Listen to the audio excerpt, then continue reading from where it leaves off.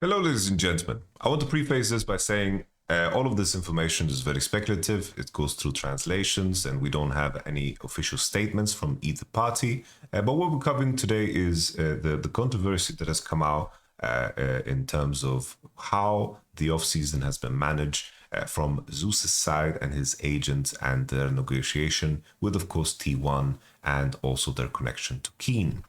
So there's a bunch of things to cover. I will just walk through the information and then I'll give my thoughts in the aftermath. So basically, there's this post. There is a verified official at Down Cafe, which is a Korean social platform. This is his own translation, so please take it with a grain of salt.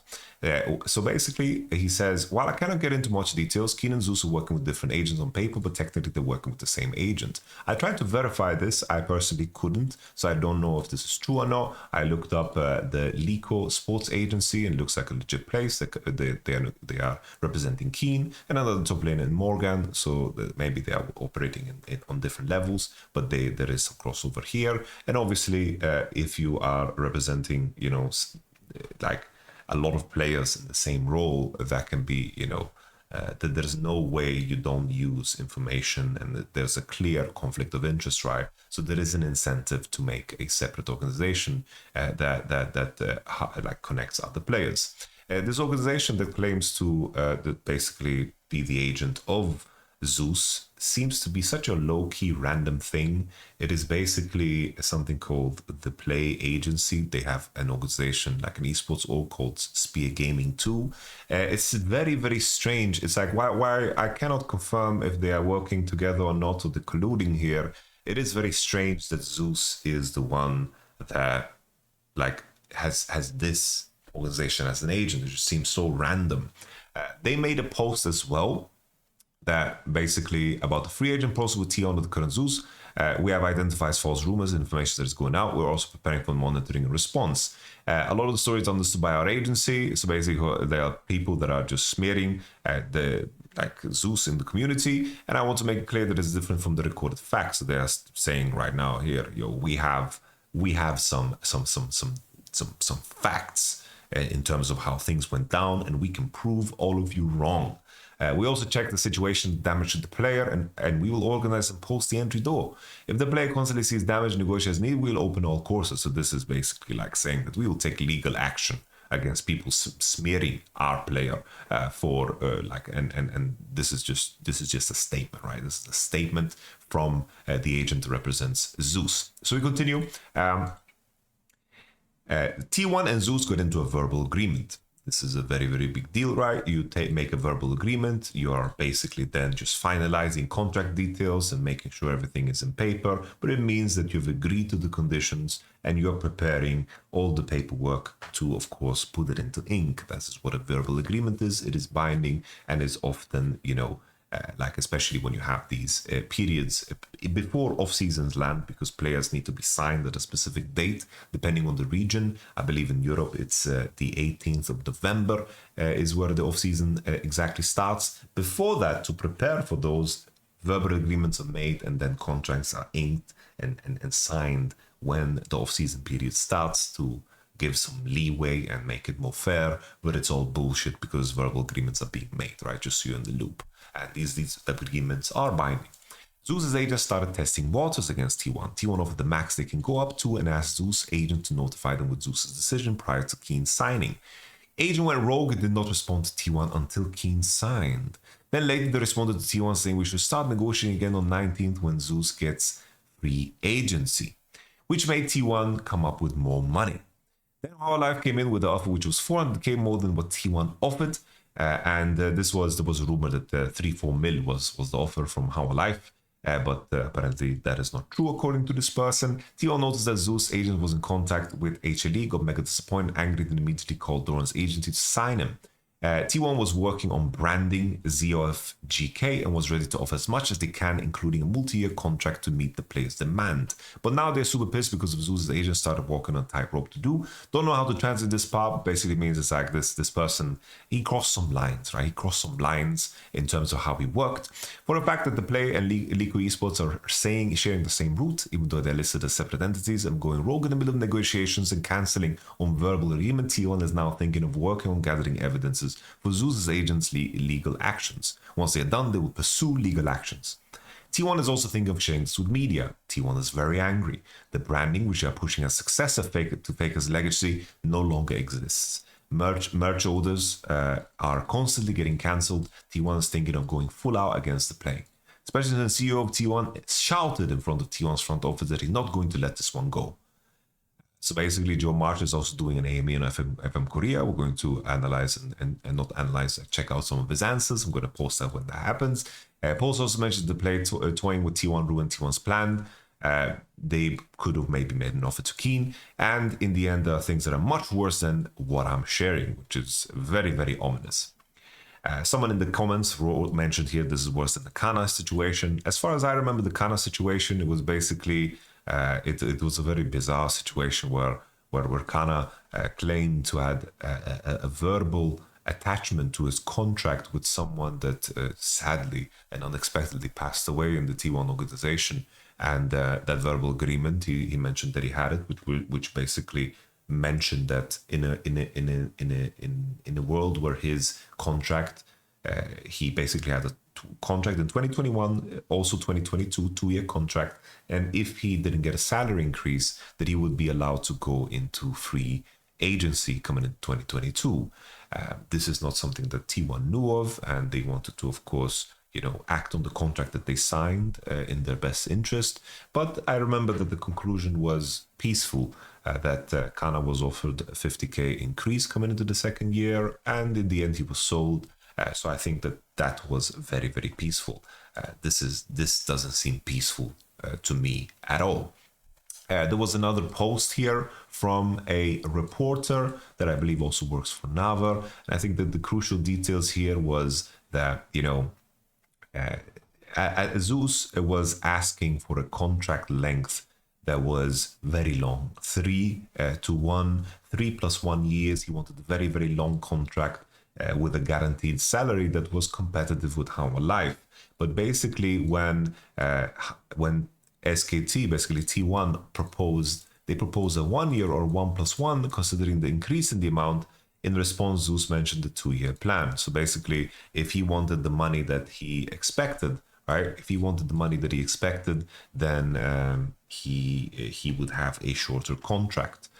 And regarding this, Zeus agent said in the initial negotiations, we never made a counteroffer regarding the annual salary. The amount that T1 initially offered was, in our opinion, a condition that we could not accept. And although we ended up receiving an amount that was slightly higher than this year's annual salary right before free agency, from the beginning, we continuously conveyed to T1 opposition that we would have rather received the market evaluation rather than initial negotiations. We relayed 3 p.m. as a deadline for accepting the offer, and I'm waiting for T1's opinion until 3:40 p.m. The amount was somewhat similar, but there was a big difference of opinion regarding the contract period. Eventually, Zeus accepted an offer from somewhere other than T1 after 3:40 p.m. Perhaps it was because he was reluctant to accept a 1-year offer. T1 arrived at the negotiation site after 4 p.m., but Zeus' contract had already ended. It is right for free agency players to choose the conditions that are advantageous to them. However, it's regrettable that if they had extended the cut-off time of 3 p.m. a little more, it would have been a beautiful farewell at least. I'm afraid that the farewell may be remembered as a bad farewell, and I am sorry. Alright. Another thing that I found in my dinging is that apparently Oner is going to be on the analyst desk for the football match between Korea and Palestine that is played in Jordan. Really cool. Really cool. Random segue. But very cool. Shout out to Oner. Shout out to the Palestinian football team and the Korean football team. Very cool. All right. So, in terms of my thoughts here, right? My thoughts, the first thing that comes to mind, right, is that Kiin, if it's true, he got completely screwed over.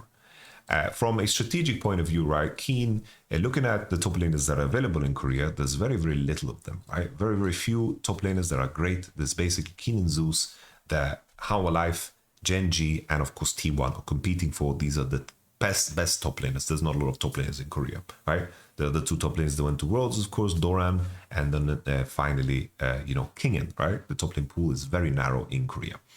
But Kiin, from his position, right, if he waited to sign until Zeus signs, probably he could have carried a lot more leverage in this offseason. In the end, I think he could have created a situation where Genji, How Alive, and T1 would compete, obviously, whichever team is ended up left over after Zeus signs. So Kiin, if he was pushed to sign quickly to make up a better deal for Zeus, that's really, really fucked up.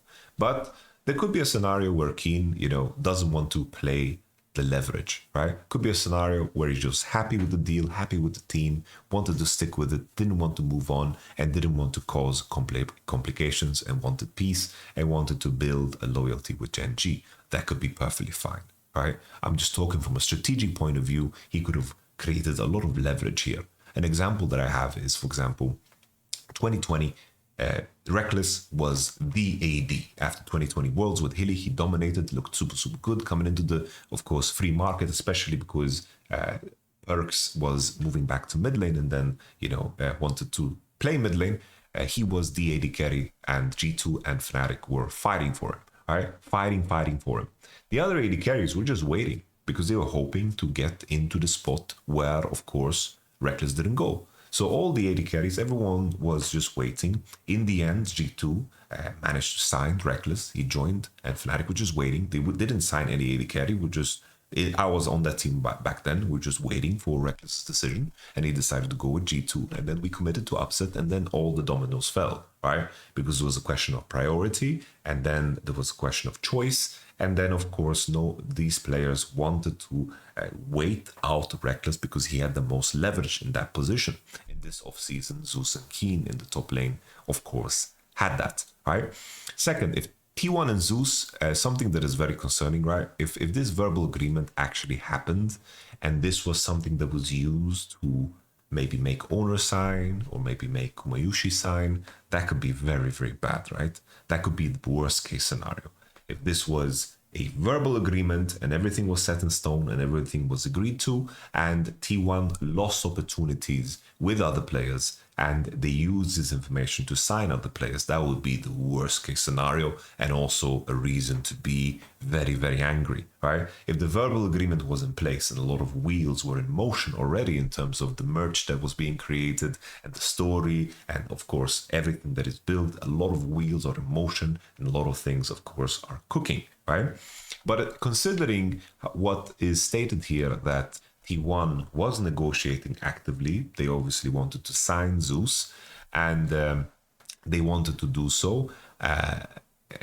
In the end, if there was a position here where Zeus would be signed in this spot here after T1 offered a lot more money, then you could say that the agent achieved what he wanted to achieve, regardless of how, strange this was, right?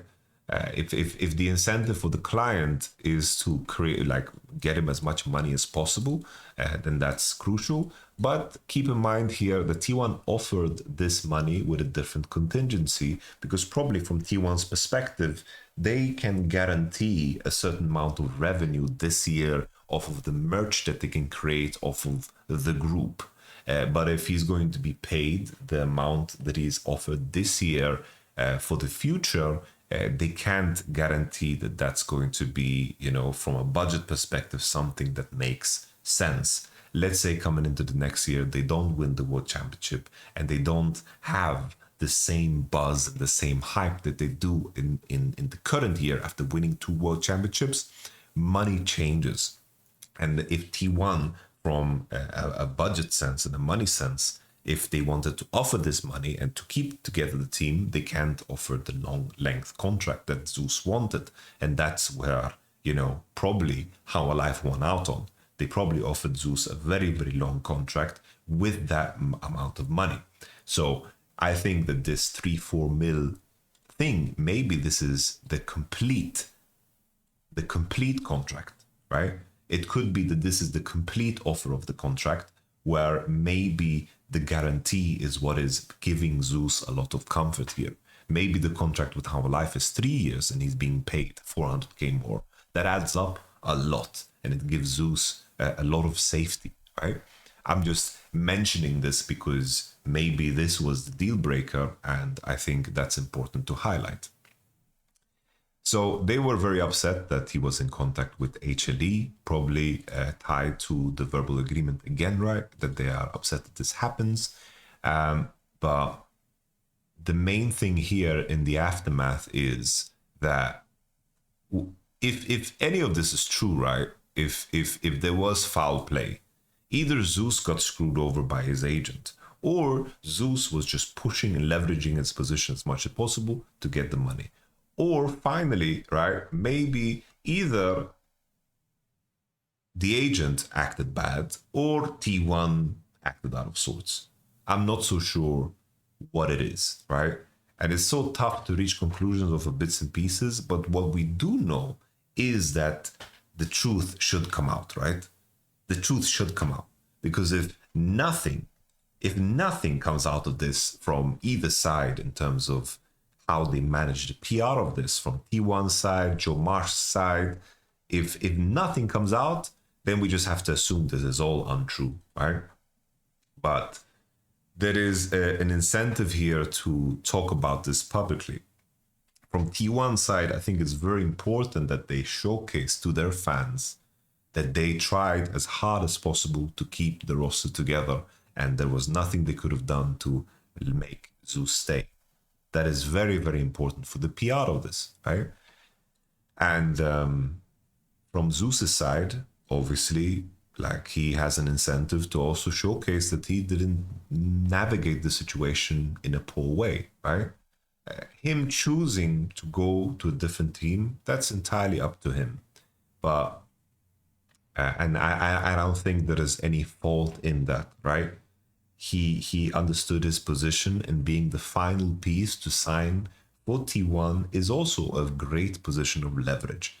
Zeus being the final piece, knowing that the whole marketing strategy of T1 is surrounding the roster, and him being the sought after top lane in Korea, he has an immense amount of leverage. And if there is a situation here where the agent, right, didn't have ties to Kiin and there was no verbal agreement, then they played a pretty damn mean chess game from the position of leverage, right? If the agent had the incentive of signing a long deal with guaranteed very, very high salary, and that is what Zeus wanted out of this offseason, then this agent really, really succeeded, right? So that could be also a side of the coin. I repeat once again, it's like I'm just speculating. We're just working with whatever information is available. And I assume that in the aftermath, we will find some bits and pieces of the truth. Apparently, Joe Marsh is also just doing an AMA on FM Korea. Questions are translated and delivered to him from FM Korea, then answers in English, of which will be translated back into Korean and shared with FM Korea. The number one question that Joe or T1 picked was regarding this situation, so we'll definitely learn more soon. And when we do, I'll try to share that. But I think that from either side, we will have to take everything with a grain of salt. This is just, of course, super, super interesting because this marks the end of the Zufke team, right? It marks the end of the Zufke team and marks the beginning of FKDOG. Yeah, very interesting. I don't think Doran deserves all the love in the world. He was caught in the middle of this, and he just took a chance, and it is what it is. He took a very, very pressure-filled position, and it's a very prestigious position, and he should be proud. And of course, I still think that there should be a demand for him to perform, of course, on the team. But in the end, I guess the final thing that I can highlight is, a lot of the fans noticed that basically T1 removed all the merch. Basically, they removed Zeus from like a Zeus, like a cardboard Zeus. They removed him from the T1 office. They removed his jersey. They acted very, very fast. And this news hasn't been out for that long.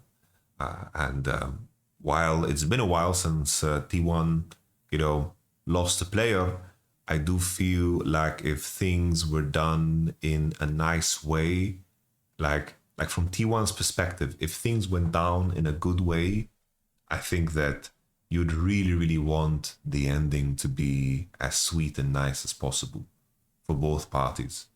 Like a going away party, some kind of, maybe they do the Red Bull event. That's the final match of Zufke, right, the team. And they would manage this in a very, very much prettier way, right?